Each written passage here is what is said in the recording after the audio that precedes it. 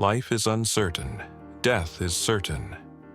Imagine, for a moment, a man, busy with his day-to-day life, lost in the trivial distractions that consume his thoughts. He picks flowers with a mind that is besotted, unaware of the flood of time rushing toward him. And then, without warning, death comes, sweeping him away just as swiftly as a great flood overtakes a sleeping village. There are those who live in oblivion, unaware or unwilling to accept that one day they too must face the inevitable. But for those who awaken to this truth, the reality of mortality shifts everything. The petty quarrels fade, and priorities shift. The fleeting moments of life become precious. How many of us, in this very moment, are caught up in distractions that keep us from truly living? How many times this morning did you check your email, mindlessly scrolling, seeking approval or validation from a world that moves too fast to notice? How often do you find yourself wrapped up in judgments about others, or lose yourself in the meaningless drama of shows that leave you empty, yet still you watch? And what about the hours you spend in the vast abyss of the internet, mindlessly consuming content that does little more than numb your mind? Could these be the things you want to remember when you look back at your life? Or could it be that the things you ignore, the fleeting moments, the passing days, the awareness of your mortality, hold the true essence of what you'll carry with you when your time is up? It is not easy to confront the truth. Our time here is finite. Yet, in embracing this reality, something profound happens. The realization of our mortality can awaken us to a deeper truth. The only time that truly matters is the one we have right now. The present moment is all we truly possess. Everything else, the past, the future, all the distractions that seem so important, are illusions. They are not real. And when we come to terms with this, when we stop running from the inevitable and stop filling our minds with noise, we can start to live. Not tomorrow, not yesterday, but now. This is the gift of understanding that our time is limited. The gift of now. As we move through this video, let's explore how the illusion of time often keeps us shackled, how it distracts us from what truly matters, and how we can break free from its grip to live with greater purpose and clarity. So, the question remains: how will you choose to spend your time today? Let's begin by acknowledging something that physics has been revealing to us for decades. Time, as we know it, may not even exist in the way we think. The concept of time, something so deeply ingrained in our everyday lives, is being questioned in the most fundamental way. In physics, there is no such thing as now. Time isn't a fixed, linear progression, but rather a flow, a concept that shifts the very ground of how we perceive reality. For centuries, physicists held on to the belief that time moved like an irreversible arrow, always flowing forward. But as our understanding deepens, we've begun to realize something remarkable. The laws of physics do not actually care whether time moves forward or backward. In fact, the arrow of time, as it is called, does not seem to follow from the very laws that govern everything around us. It's baffling. Imagine this: energy should accumulate rather than disperse if time truly functioned as we've always assumed. Your cup of tepid coffee would suddenly heat up by itself. Buildings would rise from their rubble, and sunlight would slip back into the sun, reversing what we perceive as natural. These are not the events that we experience, but in the underlying structure of reality, the flow of time might not even be relevant. Instead, we have something even more mind-bending: quantum entanglement. In the quantum world, everything is connected. Energy disperses, and objects composed of matter constantly interact with one another at the smallest level. These interactions, so small we can't even see them, affect everything we experience. In fact, according to quantum physics, everything from the coffee cup to the table it rests upon is entangled in a web of continuous interaction, constantly shifting and changing. But what does this mean for us? What does it mean for the way we perceive time? There's a remarkable insight from the physicist John Bell. He proposed that there is no true state of a particle. Instead, it's the probabilities, the likelihood of different outcomes, that define the reality of the particle. And these probabilities are not static, they're entangled, meaning they are connected to one another, influencing each other across distances that seem impossible. Consider this: two particles, once entangled, no longer exist independently of one another. Their individual paths, their independent states, cannot be defined without acknowledging the state of the other particle. Even if these particles are light years apart, their states remain linked, like an invisible thread pulling them in sync. Albert Einstein famously called this spooky action at a distance, and it's a phenomena that defies our conventional understanding of space, time, and reality. This is where it gets even more perplexing. These particles, entangled and existing in multiple states at once, challenge the very fabric of what we know as now. In the world of quantum mechanics, particles do not travel along a single, well-defined path through time. Instead, they exist in a state of quantum superposition, simultaneously taking multiple paths and ending up in multiple places at once. And in this quantum world, time itself is elusive. It can't be pinned down in the same way that we try to do in our everyday lives. If time is indeed a construct, as quantum mechanics suggests, then why do we treat it as if it's the most precious commodity we have? Why do we run so desperately against the clock, trying to squeeze every last drop out of each moment? And then we come to a spiritual paradox. Consider the figure of Babaji, a mystic from the Himalayas. Born in 203 AD, Babaji is said to have transcended the limitations of death itself. He spent years in intense spiritual practice, learning the secrets of Kundalini Yoga, only to emerge, in his own words, laughing at the limitations of death. Was he simply defying time? Or was his transcendence of death a metaphor for something deeper, an understanding that his mind and spirit existed outside of the confines of time? Could it be that Babaji, in his spiritual mastery, understood that death is merely a construct, something bound to the material world, but not to the soul? Or perhaps, in a way, he existed in a state beyond time, one where death and life are part of the same eternal dance. This question of whether we can cheat time, transcend death, or live outside the boundaries of what we call now, invites us into a deeper exploration of our reality. What if time, as we know it, is not the limitation we've always believed? What if the true essence of our being exists beyond its constraints? As we move forward in this journey, let's reflect on what it truly means to live in the now. Is it possible to step outside of the linear flow of time? Could it be that the answers to life's greatest questions lie in understanding the quantum entanglement of our very existence? Let's take a moment to consider this. What is now? What does that fleeting moment of present really mean? Not just in the abstract, but inside our own minds.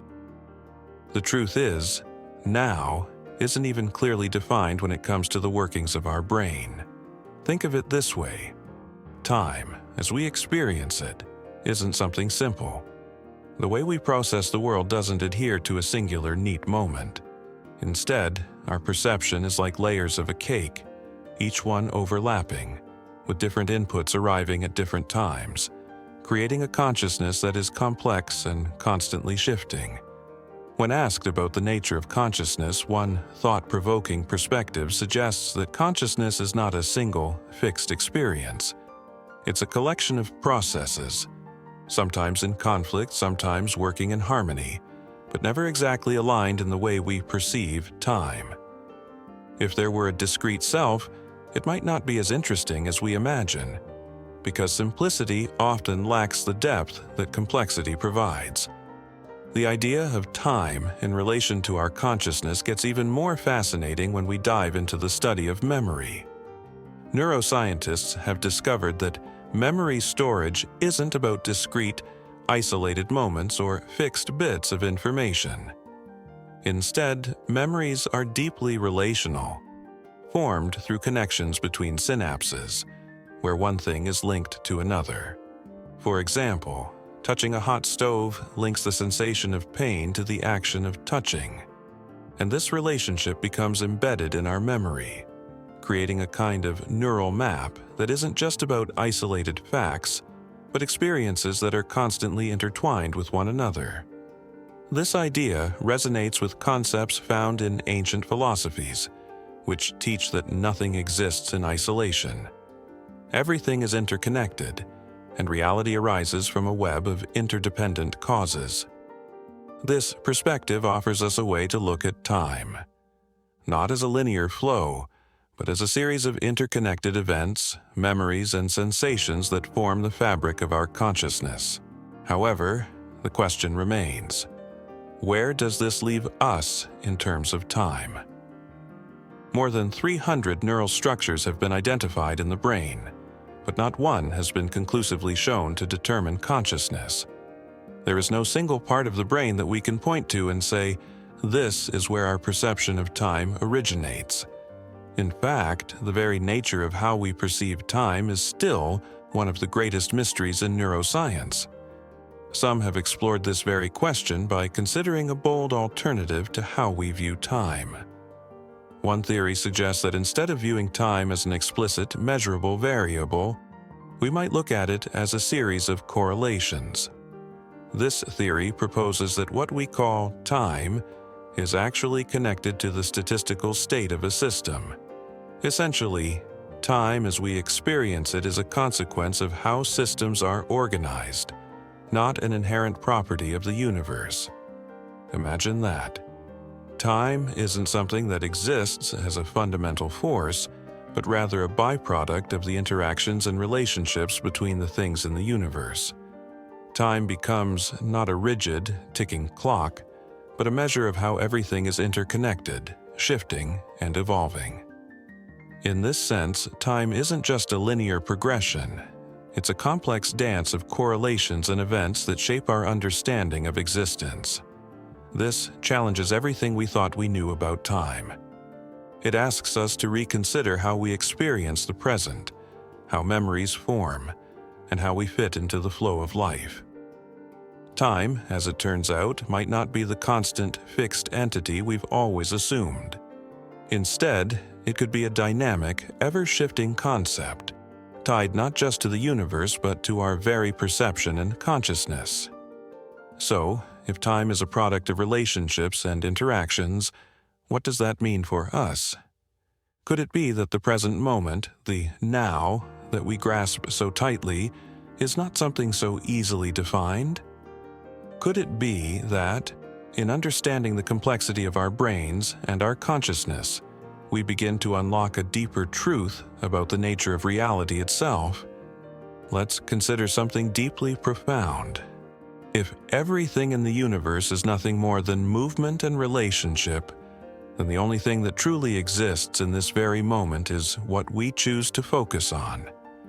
Right now, the present is all we truly have. Beyond that, everything is slipping past us at incredible speeds, whether it's the infinitesimal moment slipping by on a quantum level or the flow of time that we perceive through our neuroconscious minds. No matter how we choose to define time, it always comes back to the present. Our experience of time, our days, hours, minutes, and seconds, is a reflection of the cosmic energy constantly shifting and evolving around us. It's a play that unfolds infinitely, with each of us only ever existing in the now.